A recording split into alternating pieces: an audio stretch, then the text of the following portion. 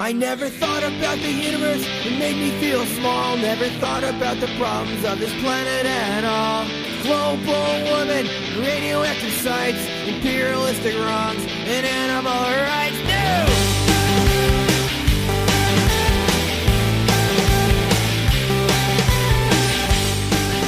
Hello, it's August 3rd, 2015. This is the Dopeman Podcast. This is episode 6. So just to give you a quick setup on today's episode, a couple years ago, my friend Liam took me to a film screening here in Brooklyn of a movie called Battle for Brooklyn. It was an excellent movie. The director was there afterwards, and we had a really interesting discussion about construction of the Barclays Center. It turned out that was the Sunday Film Series screening, and on this episode, I'm going to have Heather, who runs the Sunday Film Series. She's going to tell us what makes her series so unique and interesting, ways that you can see movies even if you can't make it to a screening, and some of the things that she has coming up. And with that, here's my interview with Heather. Hey, how are you? How are you? Good.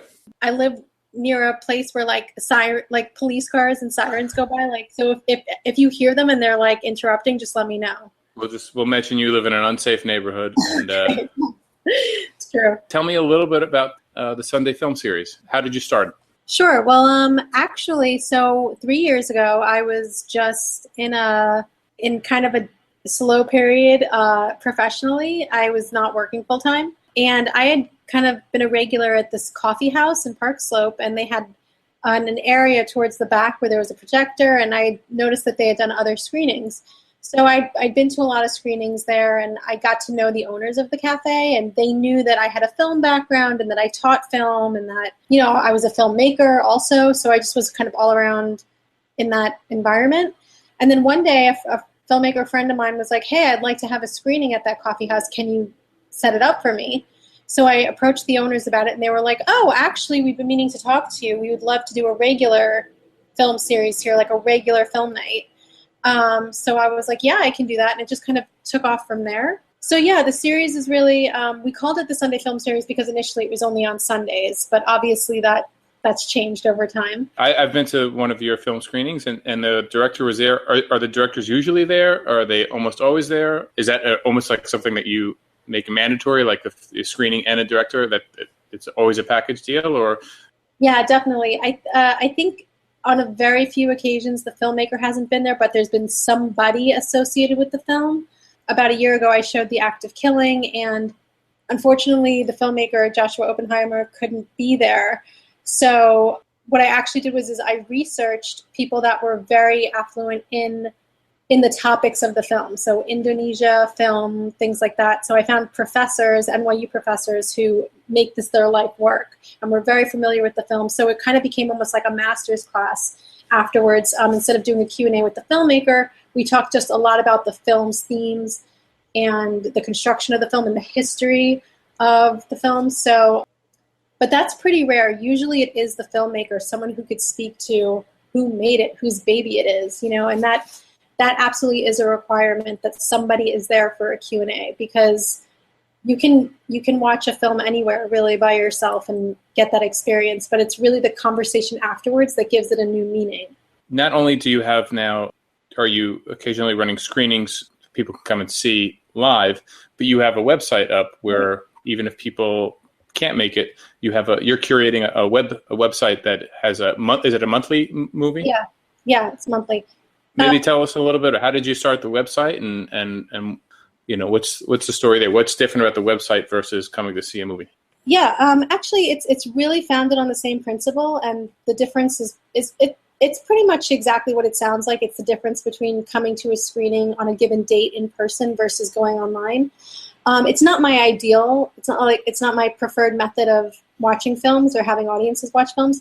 But as any film programmer will tell you, this is not something you get paid to do full time. So most of us have day jobs, and as of late, it's been difficult for me to schedule as many screenings as I'd like. So I was a little down about it, and a friend of mine just kind of encouraged me to find ways to keep the film going, keep films going, and keep the series going without having to necessarily have screenings every single weekend.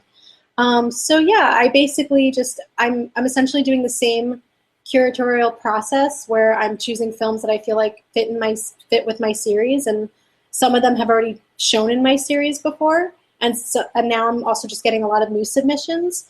And so what I'm doing is I'm hosting them on my site. So if you go to sundayfilmseries.com, there is a page called Featured Film. So for 1 month, a film will be featured there. As with my mission, I'm not limiting to just documentaries or just feature films or shorts or experimental. It's really all genres can be there. So right now, for another 2 weeks, you can catch a film called Under the Bus, which is a documentary about the New York City bus strike that happened a couple of years ago. And you kind of get the perspective of the actual bus drivers and what it was like, and the contracts and the legal issues they were facing, and them on the picket lines. And and then in 2 weeks, I'm going to remove that film and put up another film. And, there's a donate button. So if people are like, hey, I really like this filmmaker's work, I'd love, I want to donate $1 or $5, they can do that. And that money will go to the filmmaker. But it's just kind of my way of saying like, hey, I think this film is great.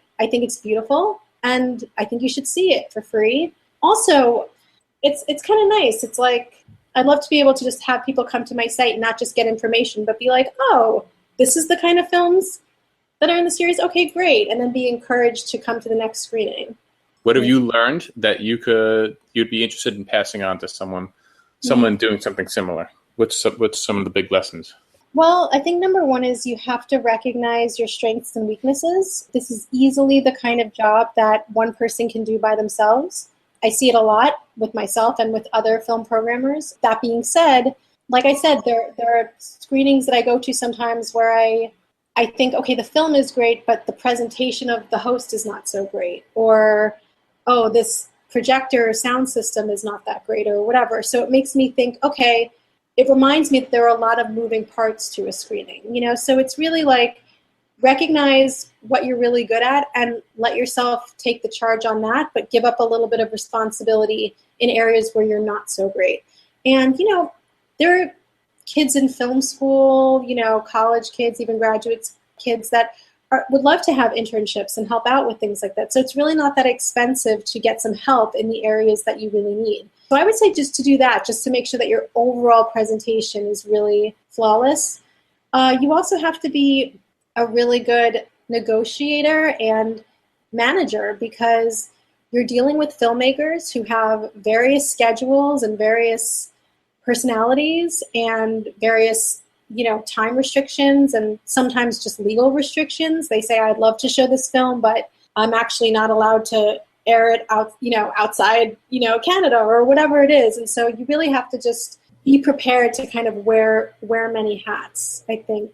I don't think you have any upcoming screenings at the moment, but what are you anticipating, or do you have anything on the horizon that you could tell us about?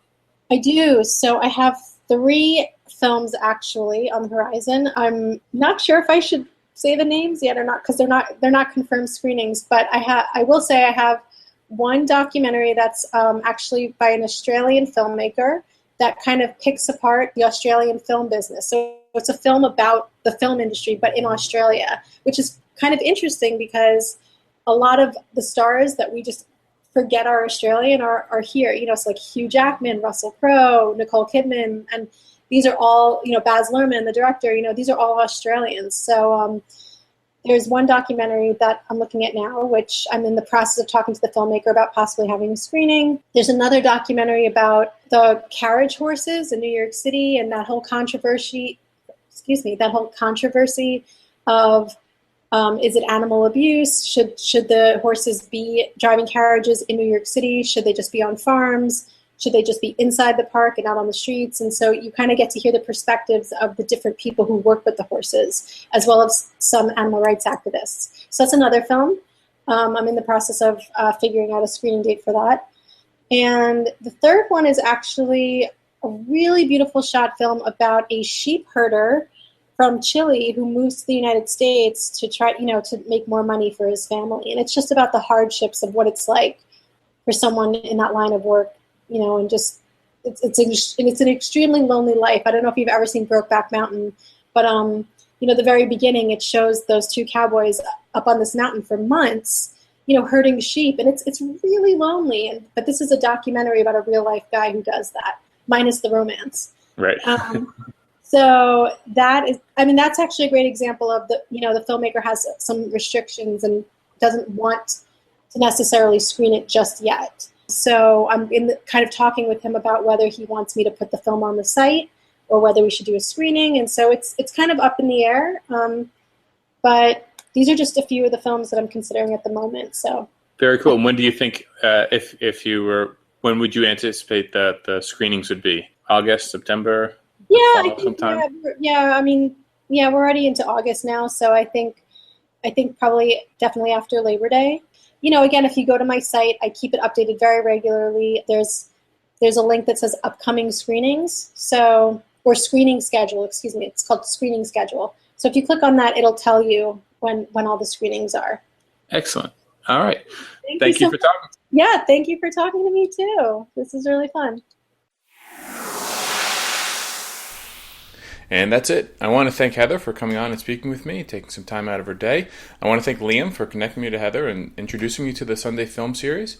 And if you like this episode, please subscribe on Twitter at BQuinn or like us on Facebook, and you'll get updates on new episodes as they come out. And with that, I'll see you next time.